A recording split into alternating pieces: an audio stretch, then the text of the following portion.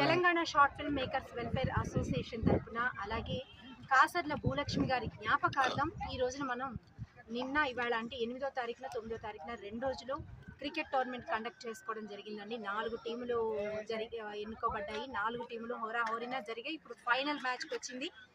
Final మ్యాచ్లో Vishwambhara and Daaku Maharaj అనే టీములు ఫైనల్కి వచ్చాయి. సో చాలా ఎగ్జైట్మెంట్తో అందరూ నిజంగా ఒక ఇంటర్నేషనల్ క్రికెట్ టోర్నమెంట్లో ప్లేయర్స్ ఎలా ఆడతారో ఆ రేంజ్లో వాళ్ళు ఫీల్ అవుతూ ఎక్సలెంట్గా ప్రతి ఒక్కరు వాళ్ళ ప్రతిభను కనబరుస్తూ చాలా హోరాహోరీగా చాలా బాగా ఆడారు. ఇప్పుడు ఫైనల్ మ్యాచ్కి వచ్చేసరికి ఏం జరుగుతుందో, ఎవరు గెలుస్తారా అని ఈవెన్ నాతో సహా అందరికీ ఎగ్జైట్మెంట్ ఉంది.